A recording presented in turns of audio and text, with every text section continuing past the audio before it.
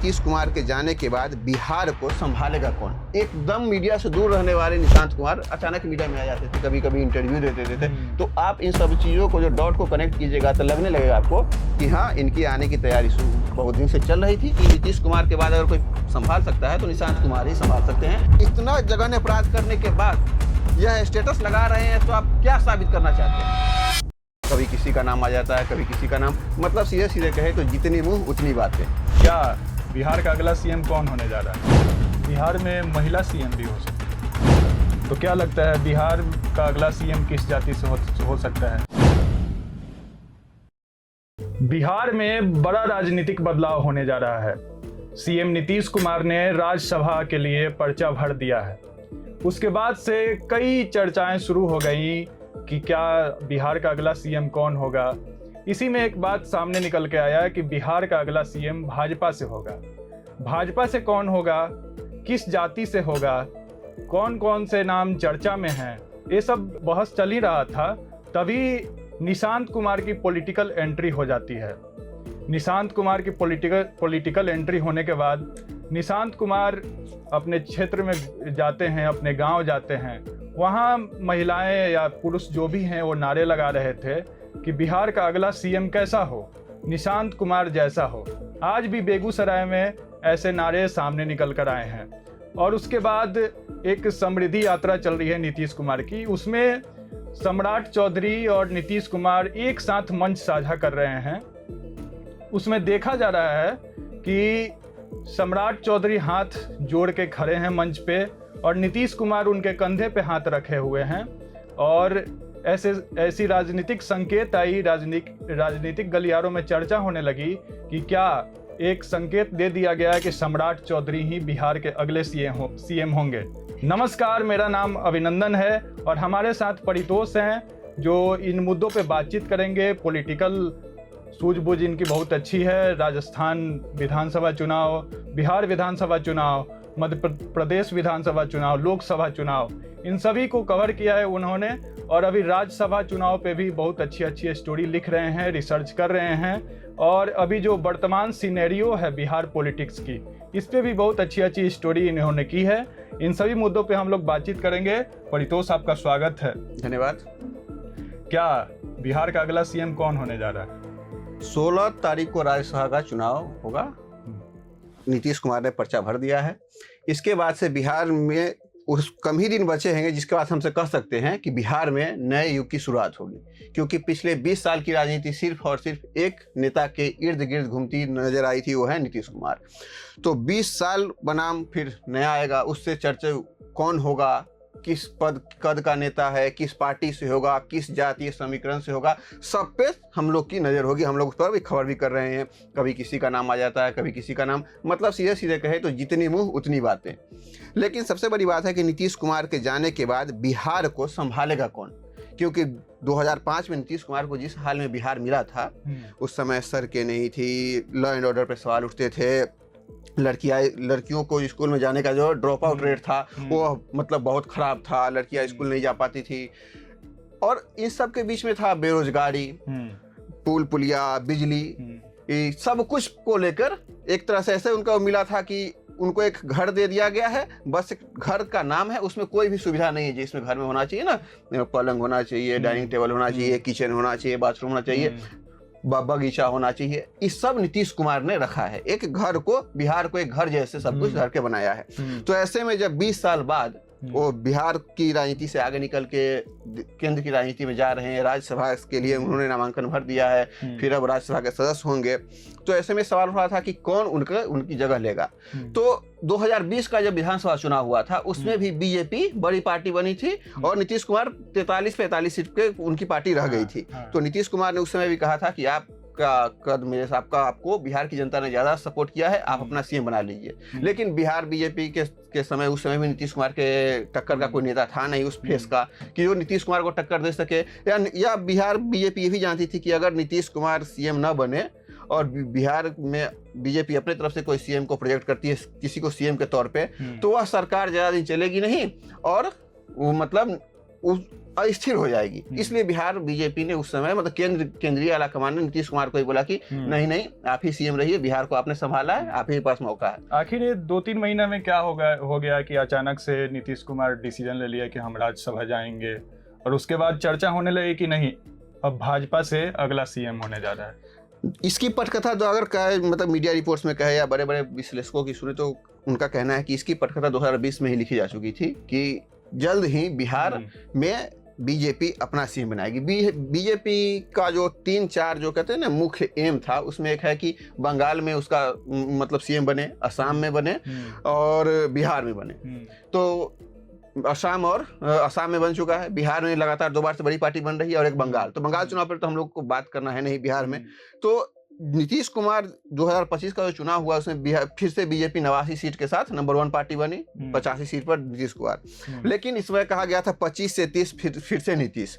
तो कई रिपोर्ट्स में सामने आया था कि नीतीश कुमार को लेकर कहा गया था कि वो आएंगे 25 से 30 तक पूरा संभालेंगे। लेकिन बात फिर आ गई कि क्या इस बार बीजेपी को खुद से नहीं प्लान करना चाहिए कि अपना सीएम न बनाए। तो इसे लेकर कई बड़े लेवल पर चर्चा हुई। फिर कहा गया कि नीतीश कुमार को ही रहने दिया जाता है, सम्राट चौधरी तक बात गई, ऐसा कहीं कहीं पर मतलब रिपोर्ट्स में आ रही। तो सम्राट चौधरी ने बोला कि नहीं, कुछ दिन रहने दिया जाए, फिर से सीएम मतलब थोड़े दिन जो सुचारू रूप से चलता है चलने दिया जाए। जैसे जैसे चल रहा है बिहार में विकास को लेकर जो दावे किए गए थे उस पर बातें होंगी, काम होगा, लोगों के बीच में अच्छा संदेश जाएगा। लॉ एंड ऑर्डर अभी आप देख रहे थे कि सारण वाले क्राइम को छोड़ दे तो पिछले कुछ दिनों से क्राइम रेट घटा हुआ था। तो ऐसे जब समय का मतलब सोचा जा रहा था, वेट किया जा रहा था जब सब कुछ शांत हो, उस समय इस बात को लाया जाए कि सिर्फ चर्चा इसी की हो।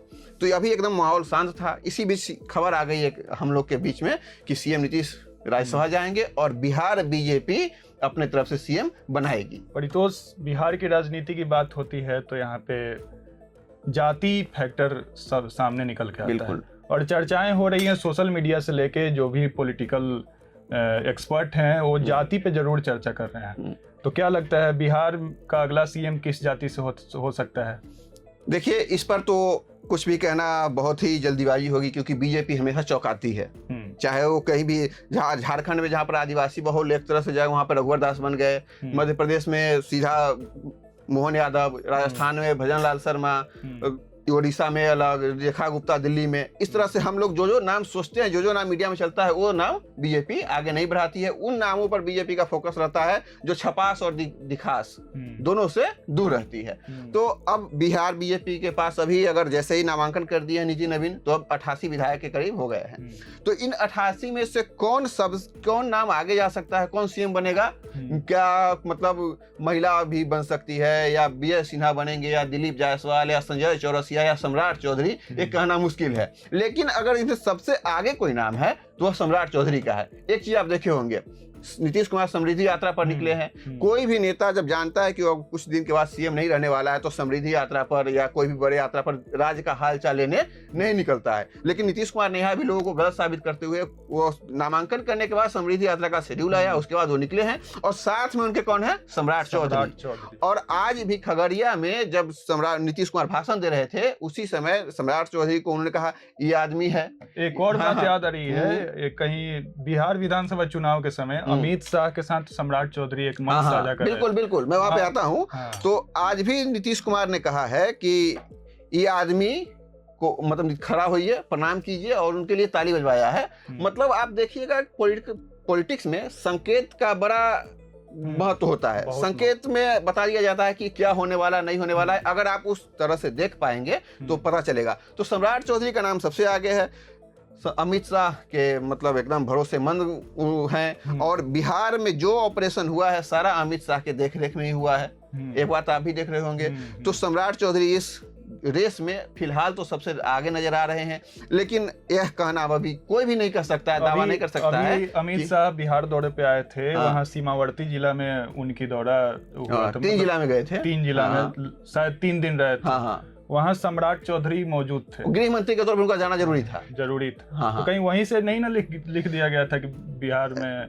उसके कुछ ही दिन बाद आप पीएम मोदी का 2019 में एक बाइट बड़ी वायरल हुआ था। उसमें कहा गया था कि पीएम मोदी ने कहा था कि आप लोगों को लगता होगा कि हम लोग बैठ गए हैं बिना कोई रिसर्च किए, बिना कुछ काम किए किसी का नाम आगे बढ़ा देते हैं। ऐसे नहीं होता है जी। उन्होंने कहा था ऐसे नहीं होता है जी। हम लोग कोई भी चीज बड़ी प्लान वे में करते हैं, उस पर गहन रिसर्च करते हैं, सारा कॉम्बिनेशन देखते हैं, समीकरण देखते हैं, इस फेस पर क्या क्या सवाल उठ सकते हैं, किस तरह से हम लोग को टैकल करना है। क्योंकि किसी को आगे बढ़ा देने पर भर से तो नहीं होता है ना, उसके हाथ में पूरा सत्ता की राज्य की चाबी होती है। वो जैसे चाहेगा वैसे हैंडल को घुमाएगा, चलाएगा। तो इसमें सब कुछ तय हो चुका होगा।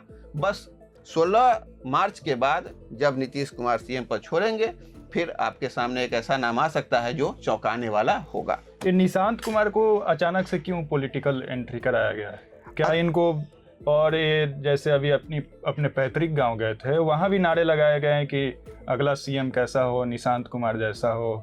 आज बेगूसराय में, अभी तत्काल का मामला है, बेगूसराय में नीतीश कुमार और सम्राट चौधरी जा रहे थे, वहां लोगों ने अचानक नारे लगाए कि अगला सीएम कैसा हो, निशांत कुमार जैसा हो, और नीतीश कुमार मुस्कुराएं। सम्राट चौधरी ऐसे हाथ जोड़े हुए थे और नीतीश कुमार मुस्कुरा रहे थे। तो क्या निशांत को कहाँ फिट किया जाएगा? अगर भाजपा के तरफ से सीएम, मतलब भाजपा के नेता कोई सीएम बनते हैं, तो जदयू की तरफ से 2 डिप्टी सीएम, तो एक नाम निशांत कुमार का तय माना जा रहा है, ऐसी खबरें हैं। तो निशांत कुमार के पॉलिटिक्स में आने की बात आज से नहीं हो रही है। हम लोग जब कवर कर रहे थे बिहार विधानसभा चुनाव के लिए, जब धीरे धीरे जब बातें गर्म हो रही थी, रोज नई नई खबरें आ रही थी, उस समय एक खबर बराबर आ जा रहा था कि निशांत कुमार की बिहार की पूरी राजनीति में एंट्री होने वाली है।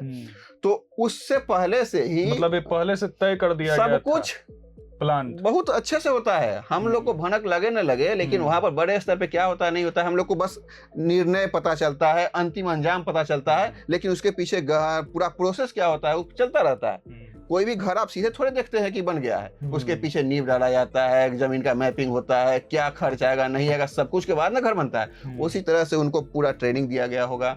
वो राजनीति से जुड़ी किताबें पढ़ रहे थे। मैं एक बहुत बड़े पत्रकार हैं, उनको मैं सुन रहा था, उन्होंने बताया कि पिछले 3 साल से किताब पढ़ रहे हैं राजनीति पर, समाजवाद में कैसे, समाजवाद की राजनीति क्या होती है, कौन कौन समाजवादी नेता रहे हुए हैं, उन सबको लेकर किताब पढ़ना लिखना शुरू कर चुके थे। और धीरे धीरे कभी कभी जो एकदम मीडिया से दूर रहने वाले निशांत कुमार अचानक मीडिया में आ जाते थे, कभी कभी इंटरव्यू देते थे। तो आप इन सब चीज़ों को जो डॉट को कनेक्ट कीजिएगा तो लगने लगेगा आपको कि हाँ, इनकी आने की तैयारी बहुत दिन से चल रही थी। धीरे धीरे समय देखा गया, जब नीतीश कुमार का नामांकन हुआ, उसी इर्द गिर्द सब कुछ को बुना गया, उसी के इर्द गिर्द इन्होंने भी पॉलिटिक्स में एंट्री ली है। राज्यसभा चुनाव के बाद वो बिहार दौरा पे भी निकलेंगे। हाँ, बिहार को घूमेंगे, देखेंगे। और एक चीज आप देख रहे होगा कि जिलाध्यक्ष जदयू का बदला जा रहा है। मतलब अब निशांत कुमार जैसा टीम चाहेंगे वैसा बनाएंगे, वैसे जदयू को रन करेंगे। और निशांत कुमार की एंट्री इसलिए भी मतलब ज्यादा महत्वपूर्ण है। अगर निशांत कुमार न मतलब बिहार की राजनीति में आते तो जदयू में एक तरह कहा जा रहा था कि नीतीश कुमार के बाद अगर कोई संभाल सकता है तो निशांत कुमार ही संभाल सकते हैं। तो पार्टी को एकजुट करने के लिए भी इस तरह का फैसला लिया गया होगा, ऐसा कह सकते हैं हम लोग। एक और चर्चा है कि बिहार में महिला सीएम भी हो सकती है। अभी मैंने आपको कुछ देर पहले कहा था कि अगर बीजेपी के पाले में यह गेंद है कि सीएम आपको बनाना है, तो हम कोई भी चीज को उम्मीद नाम नहीं दावा नहीं कर सकते हैं कि यही होगा। अब दिल्ली में रेखा गुप्ता का नाम 9 के बराबर ही चल रहा था, कोई नहीं जानता। हाँ, जहाँ प्रवेश वर्मा का नाम चल रहा था, कोई और बड़े बड़े नेता का नाम चल रहा था, लेकिन रेखा गुप्ता बनी। और उसके बाद यह कहा गया कि मतलब वसुंधरा राजे के बाद एक महिला रेखा गुप्ता आई है। लेकिन यहाँ पर बिहार में भी 2 महिला नेता का नाम चल रहा है, एक गायत्री देवी, एक और है, उनका नाम मैं भूल रहा हूँ। श्रेयसी सिंह का भी कुछ लोग चलाने लगा नाम कि श्रेयसी सिंह। एक और चीज कहा जाता है, उन नेताओं को ज्यादा डर लगने लगता है जिनका नाम चलने लगा है। हाँ। उनको लगता है कि नाम चला दिया तो पत्ता कट जाएगा। तो क्या होगा नहीं होगा यह सब बीजेपी में तय हो चुका होगा। हम लोग को बस बता दी, खबर आएगी तो हम लोग वेबसाइट पे अपने डाल देंगे, वीडियो बनाकर पब्लिश कर देंगे कि इनको बना दिया गया। तो फिर हम तमाम आकलन करेंगे, तब अनुमान लगाएंगे, उसके बाद विश्लेषण करेंगे। हमारे हाथ में बस इतना ही है। बीजेपी चौंकाने के लिए जानी जाती है और इस बार भी मुझे लगता है चौंकाएगी। अच्छा परितोष, बिहार में हर चीज एक पॉलिटिकल रूप ले लेता है। हाँ, अभी एक पटना में नीट छात्रा मामला हुआ था, जब सम्राट चौधरी डिप्टी सीएम बने थे, गृह मंत्री बने थे। हाँ। तो बड़ी कड़ा रुख अपना रहे थे, बुलडोजर चलवा रहे थे, इनकाउंटर भी हुआ, खूब इनकाउंटर हुआ बिहार में, अभी भी हो रहा है। तो पटना नीट छात्रा मामला हुआ, उसमें अभी सीबीआई जांच कर रही है, अभी तक कुछ कंक्लूजन नहीं निकला है। और उसके तुरंत बाद एक सारण में बहुत जघन्य अपराध हुआ। तो क्या सम्राट चौधरी अब इधर क्यों शांत हो गए हैं? एकदम ये जो ठंडा पड़ गया। दो घटना का जो आप जिक्र किए हैं, हाँ। यह सीधा सीधा सिस्टम पर सवाल है, पुलिस के इकबाल पे सवाल है। सवाल अपराधी आंख में आंख डाल के पुलिस को कह रहे हैं कि मैं अपराध करूंगा, तुम मेरा कुछ नहीं बिगाड़ पाओगे। अभी जो सारण में हुआ है, वह एक अपराधी जो ये घटना को अंजाम दिए हैं, वह मतलब कई रिपोर्ट में ऐसा कहा जा रहा है कि धमकी दे रहे थे। घर के सामने से वो लड़की जलावन लाने गई थी, वहां से उसको उठाया गया, 5 लड़कों ने उठाया, उसके साथ दुष्कर्म किया, उसके बाद उसको घसीट के कुआं में फेंक दिया। मतलब ऐसे रिपोर्ट अभी आ रही है। स्टेटस भी लगाया, स्टेटस लगाया कि दुल्हन बना कर ले जाएंगे, नहीं तो घर वालों को मार देंगे, ऐसा कुछ करके। इसके बाद मामला और भड़का। अगर आप इतना जघन्य अपराध करने के बाद यह स्टेटस लगा रहे हैं, तो आप क्या साबित करना चाहते हैं? आप में डर नहीं है? बिल्कुल आप बिल्कुल डरे नहीं हुए, आप पुलिस पर सवाल कर रहे हैं। मतलब लड़कियां, वो 15 साल की लड़की 10th में पढ़ती थी, उसका क्या, अगर कोई लड़का उसको जाए कह दे कि तुम मेरे साथ रहो नहीं तो मैं मार दूंगी, तो लड़की को घर से बाहर नहीं निकलना चाहिए। जब आप कह रहे हैं कि सुशासन है, लड़की घर से बाहर पढ़ने निकल रही है, तो लड़की घर से तो बाहर निकली थी कुछ काम करने ही, उसके साथ ऐसा हो गया। अपराधियों में डर है कहाँ? किस आप जो कह रहे बुलडोजर एक्शन कर करके हम सब कुछ ठीक कर देंगे, तो कहाँ है? सवाल तो है, सवाल उठते रहेंगे। ऐसे में सम्राट चौधरी, नीतीश कुमार, सबको सामने आना चाहिए। राजीव प्रताप रूडी, चिराग पासवान, सबको सामने आके बताना होगा कि हाँ, हम उस पीड़ित परिवार के साथ खड़े हैं और जिन लोगों ने यह अंजाम दिया है उनको बख्शा नहीं जाएगा। हाँ, चलिए ठीक है। अभी जो वर्तमान पॉलिटिकल सिनेरियो है उस पे हम लोग डिस्कस कर रहे थे, क्राइम पे भी कुछ डिस्कशन हुआ। ऐसी पॉलिटिकल अपडेट के लिए आप प्रभात खबर के साथ बने रहिए। ऐसी रिसर्च वाली खबरें आती रहेंगी और हम लोग बताते रहेंगे कि बिहार की राजनीति में क्या चल रहा है, आगे क्या होने वाला है। धन्यवाद। प्रभातखबर.com, विश्वास वही, रफ्तार नहीं।